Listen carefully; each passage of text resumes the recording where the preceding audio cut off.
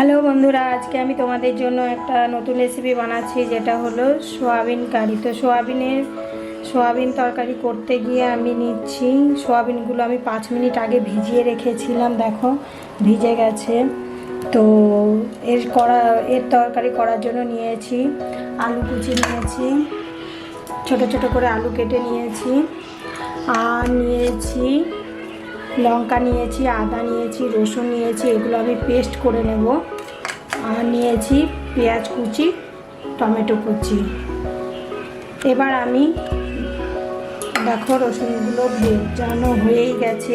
এবার আমি কেটে দেখো সোয়াবিনগুলো আমার ভিজে গেছে। এবার আমি এগুলোকে চিপে একটা জায়গায় তুলে নিচ্ছি।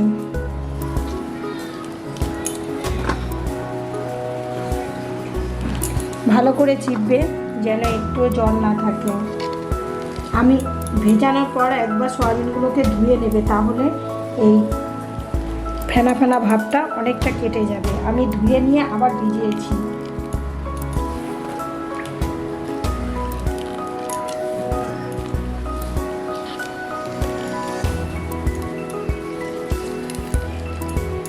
দেখো আমার সয়াবিনগুলো একটু জল নেই।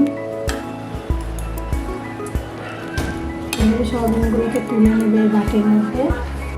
এরপর দেখো মিক্সার গ্রাইন্ডারে আমি আদা রসুন লঙ্কা একসাথে পেস্ট করে নেব।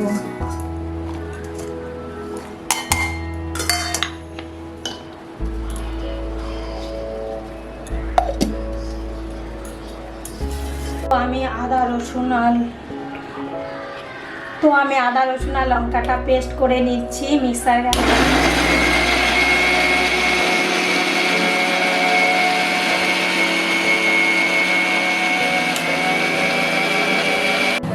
তো কড়াইতে আমি তেল দিয়েছি, তেলটা গরম হয়ে গেছে। এবার আমি এর মধ্যে সামান্য নুন দেব, আর দেব সামান্য হলুদ গুঁড়ো দিলাম। দেওয়ার পরে এটাকে ভালো করে নেড়ে এবার আমি এতে সোয়াবিনগুলো ছেড়ে দেব। ভালো করে নেড়ে এবার সোয়াবিনগুলোকে আমি তেলে ভেজে নেব। তোমরা চাইলে সোয়াবিনগুলোকে হলুদ নুন মাখিয়ে রেখে তারপরেও তেলে ভাজতে পারো।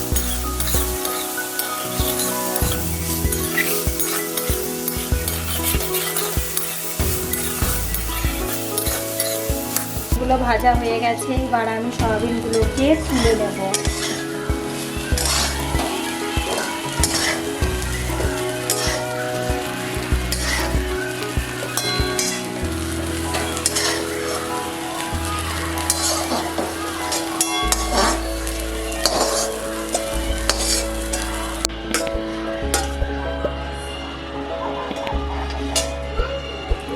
দেখো সয়াবিনগুলোকে আমি হালকা লাল লাল করে ভেজে নিয়েছি।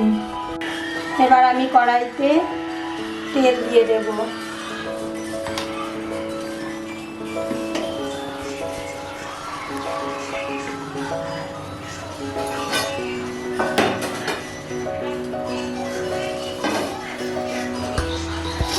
তেলটা গরম হয়েই গেছে। এবার আমি এতে দিয়ে দেব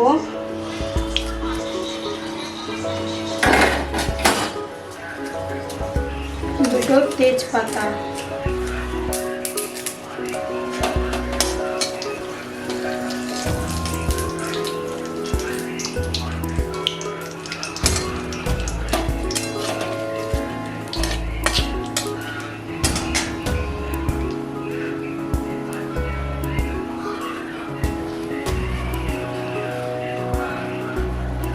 সামান্য একটু কালো জিরে দেব।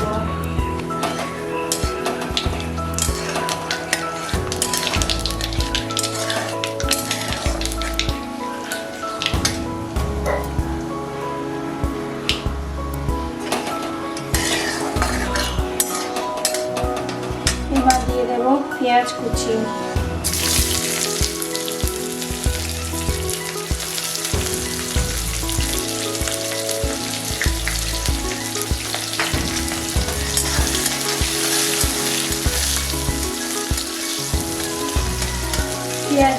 হালকা ভাজা হবে, তারপর আমি এতে আলুগুলো দিয়ে দেবো।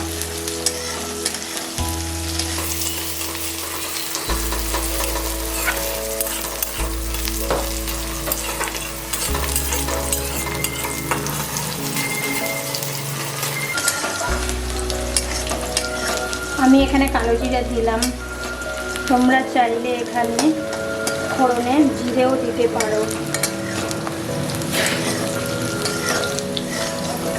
পেঁয়াজগুলো দেখো হালকা ভাজা হয়ে গেছে, এবার আমি এতে দিয়ে দেব আলু।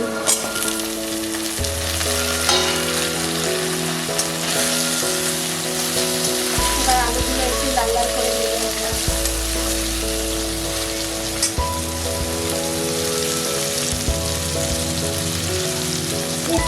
অল্প সামান্য একটু হলুদ দিয়ে দেবো।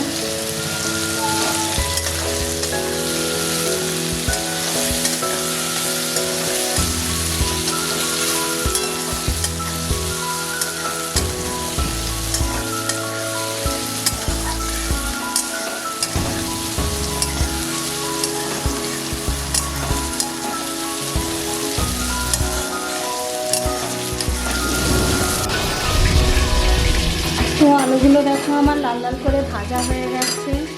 এবার এতে আমি দিয়ে দেবো টমেটো কুচি,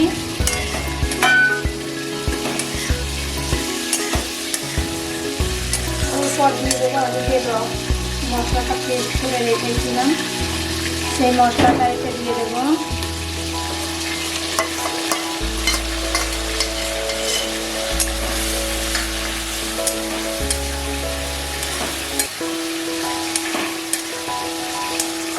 এরপর এতে আমি দিয়ে দেব হলুদ গুঁড়ো,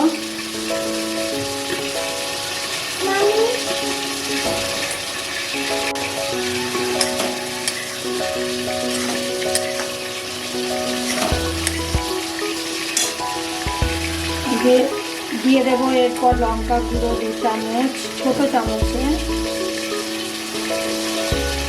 এরপর দিয়ে দেবো ধনে গুঁড়ো 1 চামচ, এরপর দিয়ে দেবো জিরে গুঁড়ো 1 চামচ। দেখো আমার চামচের সাইজ একদম ছোট সাইজের চামচে দেবো।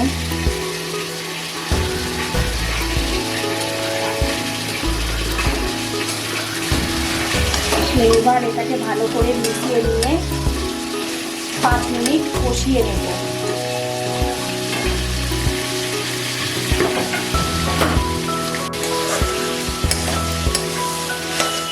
আমি নুনটা দিতে ভুলেই গেছিলাম, এবার আমি দিয়ে দিচ্ছি পরিমাণ মতো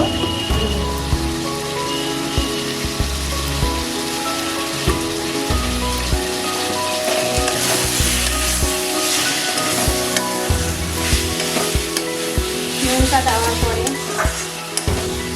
আমার অনেকটা কষানো হয়ে গেছে। এবার আমি এতে সয়াবিনটা দেবো, সয়াবিনটা দিয়ে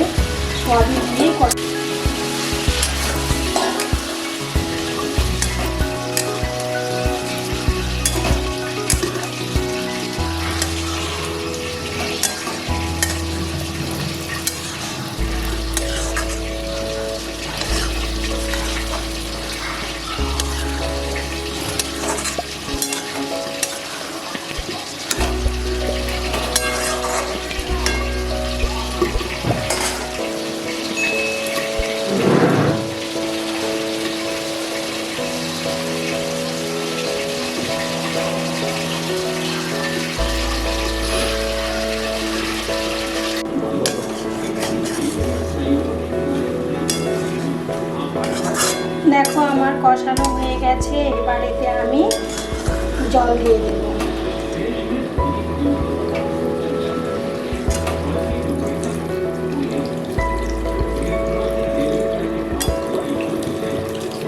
জল আমি বেশি দিলাম না, যেন তরকারিটা মাখা মাখা হয়, সেই মতো অল্প জল দিলাম। এবার জল দেওয়ার পরে আমি এটা এবার আমি ঢেকে দেব।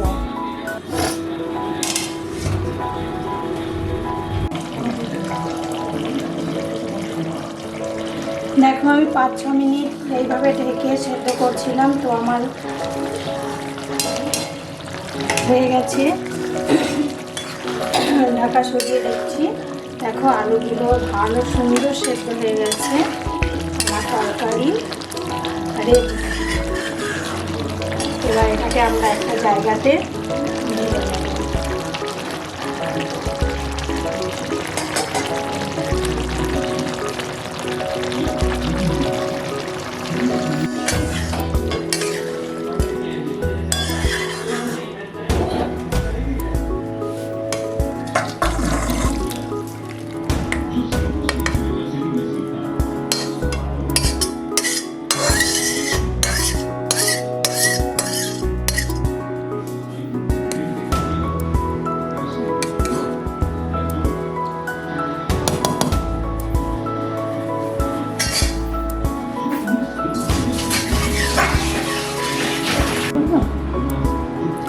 দেখো আমার তরকারি রেডি, দেখতে খুব সুন্দর হয়েছে, এটা খেতেও খুব টেস্টি হবে।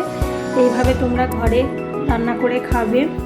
তো আমার এই সুন্দর সুন্দর রেসিপি পেতে হলে আমার চ্যানেলটিকে সাবস্ক্রাইব করবে।